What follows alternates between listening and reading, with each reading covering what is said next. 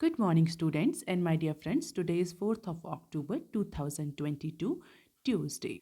Discussion start करने से पहले अगर आपको लेक्चर पीडीएफ चाहिए तो आप मुझे टेलीग्राम चैनल में ज्वाइन कर सकते हैं। इसके अलावा आप मुझे ट्विटर, रिसर्चगेट, फेसबुक और इंस्टाग्राम पे भी फॉलो कर सकते हैं। तो स्टार्ट करते हैं आज का discussion. Motivation of the day is what ever the mind of man can conceive, believe it can achieve. और आज के न्यूज़ एनालिसिस में हम ये 12 न्यूज़ आर्टिकल्स कवर करेंगे। तो देख लेते हैं आज का पहला न्यूज़ आर्टिकल क्या है और इसी के साथ हम पेज नंबर 5 पर दिया हुआ एक और आर्टिकल कवर करेंगे। तो देख लेते हैं पहला आर्टिकल क्या है। Indices slide over 1% on week cues. Indian equity market ने मंडे को फ्रेश सेलिंग प्रेशर फेस किया या विटनेस किया after a little pause on Friday. तो फ्राइडे को इंडियन इक्विटी मार्केट में, इंडियन स्टॉक मार्केट में थोड़ा सा रिकवरी देखने को मिली थी, पर मंडे को फिर से same pattern Indian equity market में सेलिंग का देखने को मिला। Reason behind it the fear of global recession and monetary policy tightening by central banks have actually prompted the investors to stay away from the risky assets from emerging markets। तो recently बहुत सारे central banks ने अपने policy rates, repo rate revise किए हैं। उसकी वजह से ग्लोबल रिसेशन का जो फियर है उसका इम्पैक्ट हमें मंडे को देखने को मिला। इंडियन इक्विटी मार्केट में बहुत ज़्यादा सेलिंग देखने को मिली क्योंकि जो ग्लोबल इन्वेस्टर्स हैं, ओवरसीज इन्वेस्टर्स हैं, because of the recessionary conditions they do not want to invest into risky assets. Generally emerging markets में जो भी इन्वेस्टमेंट होता है उसको डेवलप्ड इकोनॉमीज या डेवलप कंट्री से कंपैरिजन में ज़्यादा रिस्कियर माना जाता है। ऑल्दो रिटर्न्स भी बहुत ज़्यादा हाई होते हैं, इसीलिए जो ओवरसीज इन्वेस्टर्स होते हैं वो बूम की सिचुएशन में या रिकवरी की सिचुएशन में तो रिस्क लेते हैं रिस्की एसेट्स में, लेकिन अगर रिसेशन की विंड्स ब्लो हो रही होती है तो they have a tendency to stay away from the risky assets in emerging markets like India, जिसकी वजह से हमें इंडियन इक्विटी मार्केट में मंडे को ज़्यादा और नया फ्रेश सेलिंग प्रेशर देखने को मिला। इसके अलावा जिस तरीके से ग्लोबल एनर्जी प्राइसेस इंक्रीज हो रहे हैं उसको लेकर के कंसर्न हो रहा है रशिया यूक्रेन क्राइसिस की वजह से, जो एनर्जी क्राइसिस जनरेट हो रही है उसके अलावा जिस तरीके से स्विस बैंक की हेल्थ को लेकर के जो र्यूमर्स हैं, इन दो रीज़न की वजह से भी जो ओवरसीज इन्वेस्टर्स हैं they are actually staying away from the risky assets. अगर हम इंडियन स्टॉक मार्केट को देखें तो सेंसेक्स में अप्रॉक्सीमेटली 1.1% का फॉल देखने को मिला और यही सेम ट्रेंड हमें निफ्टी 50 में भी देखने को मिला। निफ्टी 50 में अप्रॉक्सीमेटली 1.2% का फॉल केवल और केवल मंडे को हमें देखने को मिला। ऑल्दो यूएस स्टॉक्स में अगर हम देखें तो लास्ट वीक के कंपैरिजन में यूएस स्टॉक्स ने थोड़ा सा गेन रजिस्टर किया है। डाउ जोन्स और नैस्डैक में थोड़ा सा इम्प्रूवमेंट देखने को मिला है आफ्टर अ वीक लॉस और after the worst loss in the month of September. तो अक्टूबर में थोड़ी सी रिकवरी हमें यूएस स्टॉक मार्केट में या यूएस स्टॉक्स में देखने को मिली। अगर क्रूड ऑयल की बात करें तो क्रूड ऑयल अप्रॉक्सीमेटली 3% तक इंक्रीज किया to the as closer to the 90 dollar a barrel mark, और जिसका इम्पैक्ट हमें इस इंक्रीज जो ब्रेंट ऑयल या ब्रेंट क्रूड ऑयल में जो इंक्रीज हो रहा है इसका इम्पैक्ट हमें इंडिया के अदर इंडाइसेस पर भी, अदर पैरामीटर्स पर भी, अदर इंडिकेटर्स पर भी देखने को मिल रहा है। ये न्यूज़ हम आगे आर्टिकल्स में कवर करेंगे। So this is a selling pressure in NSC Nifty 50। और इसके अकॉर्डिंग अगर टॉप लूजर्स की बात करें तो Adani ports, Maruti Suzuki, Tata consumers were the top loser on Monday. अब देख लेते हैं इसके साथ एक और न्यूज़ जो कि पेज नंबर 5 पर दी हुई है और इंडियन रुपी के डेप्रिसिएशन से रिलेटेड है। रुपी शेड्स 53 पैसे on crude oil price spike. तो अभी हमने डिस्कस किया जो ब्रेंट क्रूड ऑयल है उसमें अप्रॉक्सीमेटली 3% का इंक्रीज देखने को मिला, जिसकी वजह से हमें इंडिया में मैन्युफैक्चरिंग इंडेक्स और अदर पैरामीटर्स पर भी इम्पैक्ट देखने को मिलेगा। तो यही न्यूज़ है जो कि पेज नंबर 5 पर दी हुई है। देख लेते हैं न्यूज़ के। रुपी जो है, इंडियन रुपी यूएस डॉलर के कंपैरिजन में अप्रॉक्सीमेटली 53 पैसा दोबारा से डेप्रिशिएट हुआ। Reason global crude oil price surge. तो जिस तरह से क्रूड ऑयल के प्राइस इंक्रीज हुए हैं उसका इम्पैक्ट हमें इंडियन रुपी में डेप्रिसिएशन के फॉर्म में देखने को मिला। इसके अलावा जो बॉन्ड यील्ड है वो जंप कर रही है क्योंकि डेफिनेटली इंडियन रुपी जो है वो वीक कर हो रहा है। अब क्वेश्चन ये उठता है कि सडनली ये क्रूड ऑयल में, स्पेशली ब्रेंट क्रूड ऑयल में और अदर जो क्रूड ऑयल के इंडेक्सेस है उनमें सडन इंक्रीज देखने को क्यों मिला? क्योंकि रीसेंट अगर हम देखें जो अनाउंसमेंट किया है organisation of petroleum exporting country, जिनको हम ओपेक कंट्री अलाइज भी बोलते हैं, रिसेंटली ओपेक कंट्रीज ने अनाउंसमेंट किया है that they are going to reduce the output of Brent oil और क्रूड ऑयल, जिसकी वजह से सडनली हमें क्रूड ऑयल के प्राइसेस में इंक्रीज देखने को मिला, जिसका इम्पैक्ट हमें इमर्जिंग मार्केट में, इक्विटी मार्केट में देखने को मिला, उनकी मैन्युफैक्चरिंग एक्टिविटीज़ में देखने को मिल रहा है, डोमेस्टिक करेंसी पर देखने को मिल रहा है, इसके अलावा बॉन्ड यील्ड्स पर भी देखने को मिल रहा है। So because of this announcement by OPEC, the crude oil prices are increasing and it is impacting the overall global economic scenario. अब देख लेते हैं article number 3 that is given on page number 4 of business standard, और इसके साथ ही हम page number 6 पर दिया हुआ एक आर्टिकल कवर करेंगे। Manufacturing PMI cools to 3 months low. जैसा कि हमने डिस्कस किया कि जिस तरीके से क्रूड ऑयल के प्राइसेस इंक्रीज हो रहे हैं, जिस तरीके से रिसेशनरी विंड्स ब्लो कर रही हैं, जिस तरीके से कमोडिटीज़ के रॉ मटेरियल के प्राइसेस बढ़ रहे हैं, उसका इम्पैक्ट इंडिया की मैन्युफैक्चरिंग PMI पर क्लियरली विजिबल हो रहा है। तो अगर इंडिया की manufacturing PMI stands for manufacturing purchasing manager index, इसको शॉर्ट फॉर्म में मैन्युफैक्चरिंग PMI बोलते हैं। इसी तरीके से सर्विस सेक्टर की भी PMI आते हैं, that is purchasing manager index. Basically इस सर्वे में, इस इंडेक्स में जो ऑर्गेनाइजेशन होता है वो ये परचेजिंग मैनेजर, ऐसे मैनेजर जो परचेजिंग डिसीजन के लिए रिस्पॉन्सिबल होते हैं ऑर्गेनाइजेशन में, उनका सर्वे करते हैं, उनसे पूछते हैं कि आगे आने वाले टाइम में, आगे आने वाले मंथ्स में क्या वो परचेजिंग डिसीजन, रॉ मटेरियल का परचेजिंग डिसीजन लेंगे।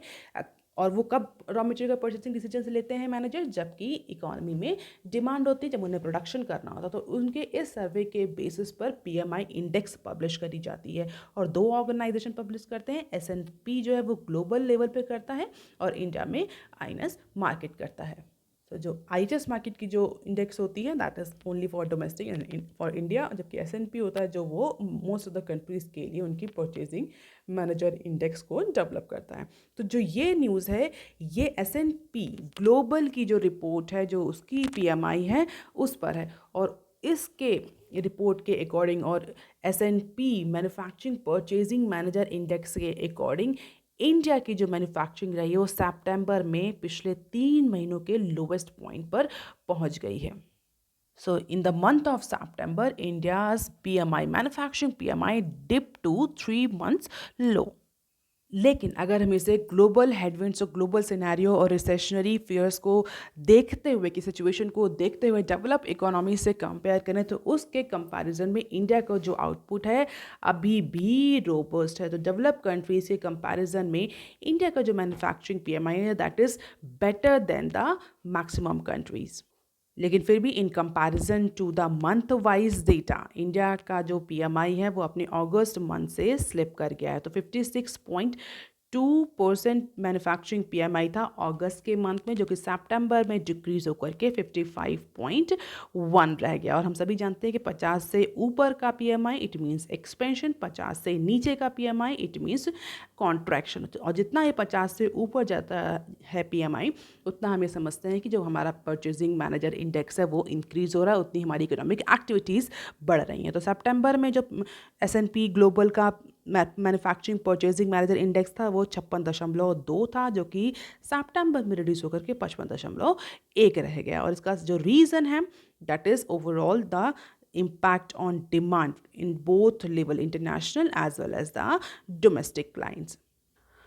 And the score below that represent a contraction. So it means new order, international sales, output increase in each of 3 broad areas of manufacturing industry. और S&P के सर्वे के according capital good makers जो हैं उसमें हमें strong growth rate देखने को मिल रहा है इंडिया के केस में।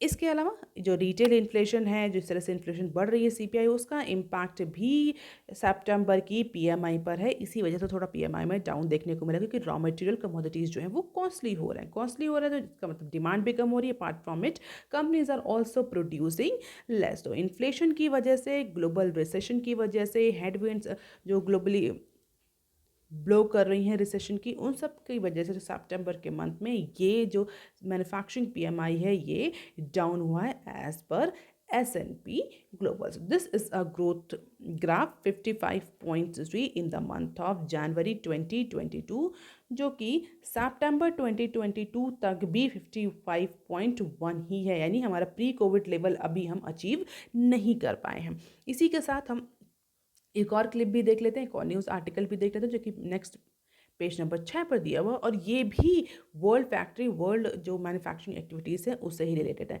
केवल ऐसा ही नहीं है कि इंडिया की मैन्युफैक्चरिंग एक्टिविटीज़ ही डाउन हो रही हैं, यही सेम ट्रेंड हमें अदर इकोनॉमीज और वर्ल्ड एज अ होल भी देखने को मिल रहा है। देख लेते हैं क्लिप क्या है। World factory activities weekends on slow down cost pressure. तो जो ग्लोबल फैक्ट्री आउटपुट है इन द मंथ ऑफ सितंबर वो भी वीक हो रहा था। इट मीन्स केवल इंडिया के ही केस में हमें ये ट्रेंड देखने को नहीं मिला, ग्लोबली भी जो फैक्ट्री आउटपुट है वो डाउन हो रहा है because of the slowing in demand. और डिमांड क्यों स्लो डाउन हो रही है? Because of the increasing inflation, increasing cost pressure, जिसकी वजह से क्या कहते हैं, जो इंडिविजुअल्स हैं, कॉर्पोरेट्स हैं, वो भी उनमें भी डिमांड नहीं, इंडिविजुअल जो हाउस होल्ड्स हैं वहाँ पर भी डिमांड नहीं। रीज़न बिहाइंड इट, मार्केट में मनी सप्लाई कम है because of the monetary policy tightening done by lot of central banks. So इन सब का ओवरऑल इम्पैक्ट हमें वर्ल्ड फैक्ट्री एक्टिविटीज़ पर देखने को मिल रहा है। तो कॉस्ट प्रेशर की वजह से, डिमांड स्लो डाउन की वजह से जो वर्ल्ड फैक्ट्री है उसकी भी इकोनॉमिक रिकवरी जो हो रही है, जो इकोनॉमिक रिकवरी प्रॉस्पेक्ट्स हैं वो भी डिमिनिश हो रहे हैं। अब देख लेते हैं आर्टिकल नंबर 5, 6 एंड 7, जो कि पेज नंबर 4 पर दिए हुए हैं। इन सारे आर्टिकल्स को हम एक साथ कवर करेंगे। देख लेते हैं न्यूज़ क्या है। टैक्स कलेक्शंस इन अगस्त डिक्लाइन 7.7% एट ₹1.5 ट्रिलियन। कल की न्यूज़ एनालिसिस में हमने डिस्कस किया था कि instead of increasing the food and fertiliser subsidy burden, जो इंडिया का फिस्कल डेफिसिट है वो टारगेट में ही रहेगा। क्यों? क्योंकि जो टैक्स कलेक्शन है, रिवेन्यू है, वो गवर्नमेंट का, सेंट्रल गवर्नमेंट का इंक्रीज हुआ है मोर देन एंटिसिपेटेड। तो उसी को लेकर के, उसी के आगे अगस्त मंथ का जो टैक्स कलेक्शन है उसको लेकर के डेटा है। अभी तक का जो टैक्स कलेक्शन है that is more than anticipated, but अगर अगस्त के मंथ की टैक्स कलेक्शन की बात करें तो as per the recent data the tax collection of August month decreased or fell 7.7% at 1.5 trillion this year. और पिछले साल अगस्त के मंथ में यही टैक्स कलेक्शन अप्रॉक्सीमेटली 1.6 ट्रिलियन था। तो इस बार केवल 1.5 ट्रिलियन का ही कलेक्शन हुआ। इट मीन्स पिछले साल के कंपैरिजन में हमें टैक्स कलेक्शन में रिडक्शन देखने को मिल रहा है। तो और जितने भी जो मेजर टैक्सेस हैं, ऐसा नहीं कि किसी कॉर्पोरेट टैक्स या इनकम टैक्स तक, जो भी मेजर टैक्सेस हैं उन सब में रिडक्शन देखने को मिल रहा है। अगर कॉर्पोरेट टैक्स की बात करें तो कॉर्पोरेट टैक्स में अप्रॉक्सीमेटली 11K करोड़ का कलेक्शन हुआ, which is almost half of 22K crore in the last year. जो लास्ट ईयर 22,000 करोड़ का कलेक्शन केवल अगस्त मंथ में हुआ था, और इस बार केवल 11,000 करोड़ का अप्रॉक्सीमेटली। सो जो रिसेंटली डेटा आया है कंट्रोलर जनरल ऑफ अकाउंट्स का, उसके अकॉर्डिंग कॉर्पोरेट टैक्स में हमें 50% का रिडक्शन देखने को मिला है। यही सेम ट्रेंड हमें पर्सनल इनकम टैक्स में भी देखने को मिल रहा है। पर्सनल इनकम टैक्स कलेक्शन 37.6% तक फॉल किया, जो कि इस बार अप्रॉक्सीमेटली 23K करोड़ है। पिछले साल अगस्त मंथ में यही 38K करोड़ था, 38,000 करोड़ था। तो ओवरऑल 42% का इंक्रीज, 42% का डिक्रीज हमें देखने को मिल रहा है पिछले साल के कंपैरिजन में। And this 7.7 month is in comparison to the last month only. केवल अगस्त के मंथ का कलेक्शन है, लेकिन अगर हम देखें overall data, this means the direct tax collection fell approximately 42%। केवल डायरेक्ट टैक्स कलेक्शन में 42% का रिडक्शन देखने को मिला है पिछले साल के कंपैरिजन में। The 7.7 is the overall tax collection, it में includes the indirect taxes as well. और गवर्नमेंट का ये कहना है कि जो रिफंड्स हैं वो इंक्रीज़ हुए हैं सितंबर के मंथ में, जिसकी वजह से ये कलेक्शन हमें कम होता हुआ दिख रहा है। तो ह्यूज इंक्रीज़ इन रिफंड्स किसके इन पे, जो ITR फाइल हुए थे उसमें जो रिफंड्स होते हैं, तो सितंबर के मंथ में मोस्ट ऑफ द जो रिफंड्स हैं वो सेटल हुए हैं, जिसकी वजह से जो ये टैक्स कलेक्शन है ये फॉल होता हुआ दिख रहा है। हालांकि गवर्नमेंट ने इस पर कोई नंबर नहीं दिया कि अप्रॉक्सीमेटली गवर्नमेंट ने कितने रिफंड्स किए हैं, बट अप्रॉक्सीमेटली अगर देखें तो 1.9 ट्रिलियन के जो रिफंड्स हैं वो अभी तक इशू हो चुके हैं अप्रैल से लेकर के सितंबर 8 2022 तक, जो कि 65.29% हायर है पिछले साल से। तो गवर्नमेंट का कहना है कि ऐसा नहीं कि हमारा रिवेन्यू कलेक्शन हुआ, इकोनॉमिक एक्टिविटीज़ डाउन और इसकी वजह से रिवेन्यू कलेक्शन इंपैक्ट हो रहा है। एक्चुअली जो रिफंड है वो बहुत ज़्यादा है पिछले साल के कंपैरिजन में, जिसकी वजह से टैक्स कलेक्शन जो है, ओवरऑल टैक्स कलेक्शन वो 7.7% और डायरेक्ट टैक्स कलेक्शन 42% तक डिक्रीज होता हुआ दिख रहा है। और यही सेम ट्रेंड हमें, जैसा कि मैंने डिस्कस किया, कि इनडायरेक्ट टैक्सेस में भी देखने को मिला। GST कलेक्शन भी पिछले साल के कंपैरिजन में इसी मंथ में फॉल हुआ है। तो ओवरऑल अगर डायरेक्ट और इनडायरेक्ट टैक्सेस को मिलाएं तो 7.7% का डिक्रीज देखने को मिल रहा है इन द मंथ ऑफ अगस्त, और केवल डायरेक्ट टैक्सेस में 42% का फॉल देखने को मिल रहा है। अगर इनडायरेक्ट टैक्सेस की बात करें तो GST कलेक्शन भी रिड्यूस हुआ। इसके अलावा एक्साइज और कस्टम ड्यूटीज़ में भी गवर्नमेंट ने बहुत ज़्यादा एग्जम्पशंस दिए थे, उसकी वजह से भी ये जो इम्पैक्ट है टैक्स कलेक्शन में ये हमें देखने को मिल रहा है as per the recent data. तो this is the report card.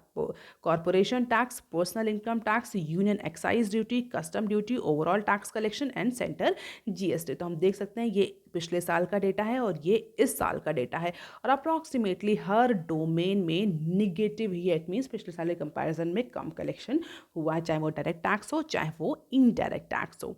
इसके साथ ही कुछ दो न्यूज़ और भी दी हुई थी, उनको भी यहीं पे कवर कर लेते हैं। States borrowing cost jump to 12 BPS to 7.7%.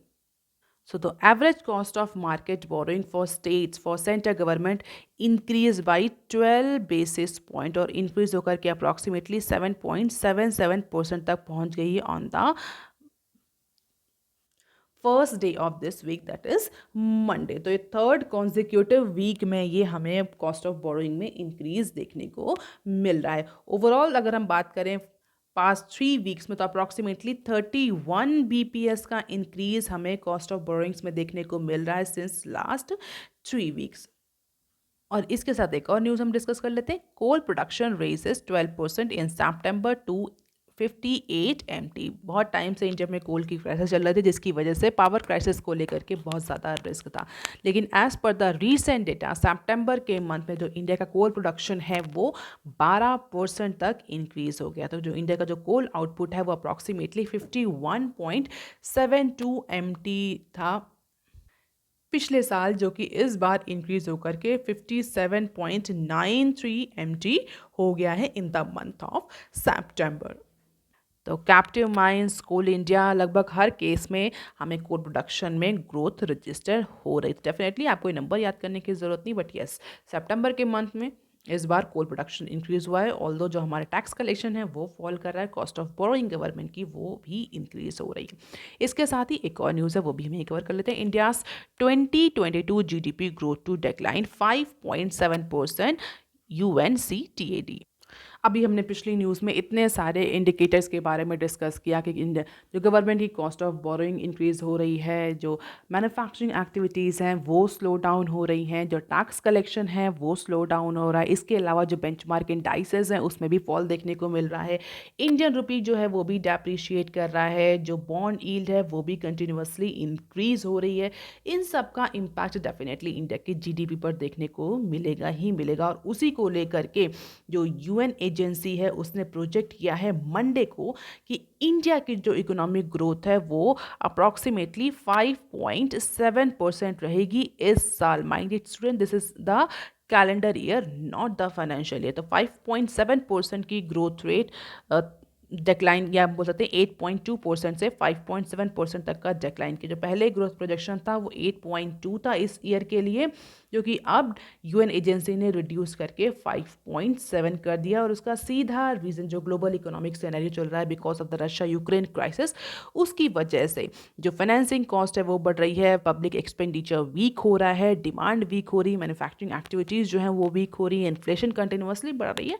इन सारे फैक्टर्स को कंसीडर करते हुए यूएन एजेंसी ने कहा है कि जो 8.2% 2021 में जीडीपी इंडिया की रही थी वो उससे रिड्यूस होकर के 2022 में अप्रॉक्सीमेटली 5.7% का जीडीपी ग्रोथ देखने को मिलेगा। और 2023 के लिए भी जो ग्रोथ प्रोजेक्शन है यूएन एजेंसी ने वो डिक्लाइन करके 4.7 कर दिया। इट मीन्स 2021 में 8.2 का जो जीडीपी ग्रोथ था वो रिड्यूस होकर के इस साल 5.7 हो जाएगा, और नेक्स्ट ईयर ये फर्दर रिड्यूस होकर के 4.7 के हिसाब से ग्रो करेगा as per the United Nations conference on trade and development, जिसको हम शॉर्ट फॉर्म में यूएनसीटीएडी बोलते हैं। तो यूएनसीटीएडी की ट्रेड एंड डेवलपमेंट रिपोर्ट आई है 2022, और उसी में ये इंडिया के 3 साल के प्रोजेक्शंस दिए हुए हैं।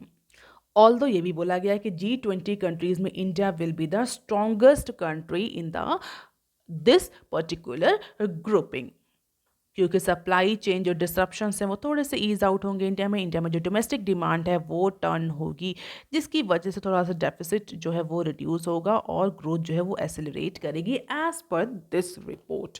अब देख लेते हैं सम अदर न्यूज क्लिप्स।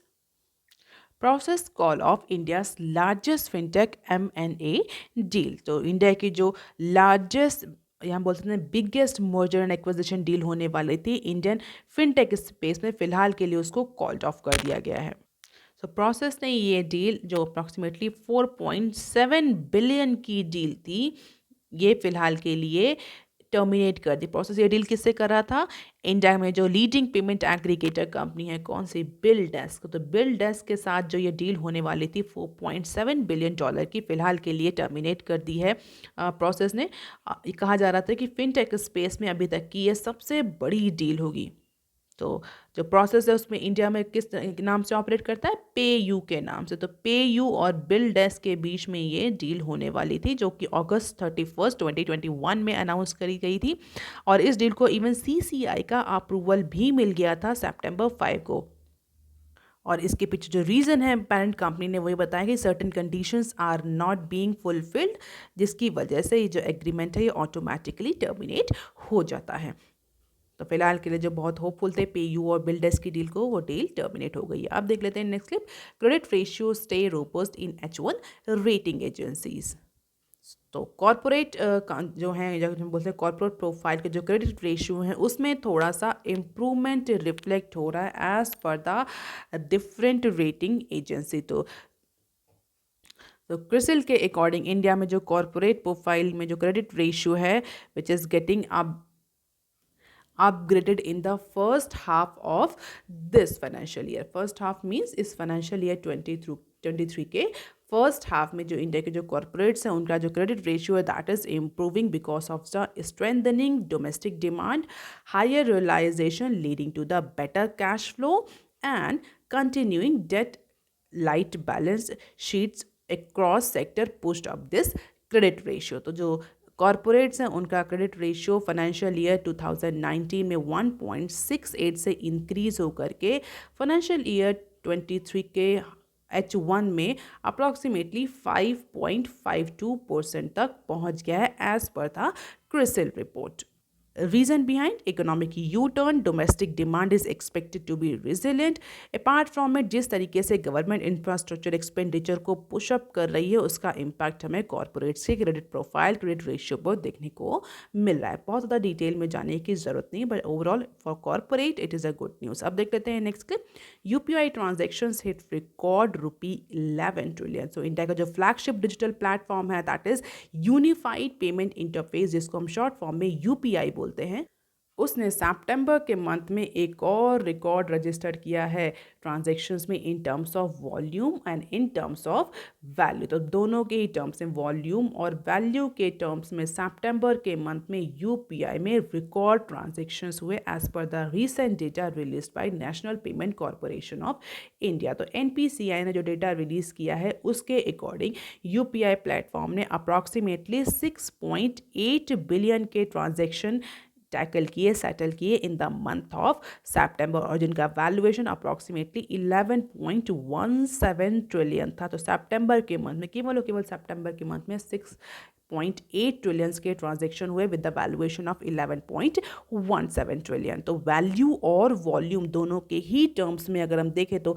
सितंबर के मंथ में एक हमें ह्यूज इंक्रीज देखने को मिल रहा है ट्रांजैक्शन नंबर्स या वॉल्यूम के टर्म में अप्रॉक्सीमेटली 3% का इंक्रीज, और वॉल्यूम के टर्म्स में, वैल्यू के टर्म्स में अप्रॉक्सीमेटली 4% का इंक्रीज देखने को मिला in comparison to the last month. So this is the now UPI is emerging as a preferred mode of payment. ये इसमें हम देखें तो एक्सपोनेंशियल इंक्रीज हमें देखने को मिल रहा है यूपीआई ट्रांजैक्शन में। हर मंथ यूपीआई जो है वो नए रिकॉर्ड रजिस्टर कर रहा है। That is somewhere indicating the acceptability of the digital payments in India. Apart from it, it is also indicating the increase और improvement in economic activities. Economic activities हो रही है, इसीलिए ट्रांजेक्शन हो रहे हैं। अब देख लेते हैं next clip. MPC after effect, SBI, ICICI bank, Yes Bank, BOI raise their lending rate. तो फ्राइडे को रिजर्व बैंक ऑफ इंडिया की मॉनेटरी पॉलिसी ने 50 बेसिस पॉइंट का इंक्रीज किया था रेपो रेट में, जिसके बाद जो रेपो रेट था वो अप्रॉक्सीमेटली 5.9% तक इंक्रीज हो गया था, जिसका इम्पैक्ट हमें बैंक्स के, जो कंट्री के जो लार्जेस्ट लेंडर्स हैं और जो अदर इंपॉर्टेंट बैंक्स हैं, नेशनलाइज्ड बैंक्स, प्राइवेट बैंक्स, उनके लेंडिंग रेट्स पर देखने को मिल रहा है। तो अगर हम बात करें स्टेट बैंक ऑफ इंडिया, तो उसने भी अपना लेंडिंग रेट इंक्रीज कर दिया है अप्रॉक्सीमेटली 50 बेसिस पॉइंट तक, और यही सेम ट्रेंड हमें अदर बैंक्स पर भी देखने को मिल रहा है, और जितने भी चेंजेस हैं वो अक्टूबर 1 से इफेक्टिव हो। तो lending rates among all these bank, SBI, ICICI, Yes Bank, BOI has increased. That is all for today, students. If you want lecture PDF, you can join my Telegram channel. You can also follow me on other social media platforms. If you have any query or suggestion, you can write on comment section below. Please like, share and subscribe. Thank you. Have a nice day.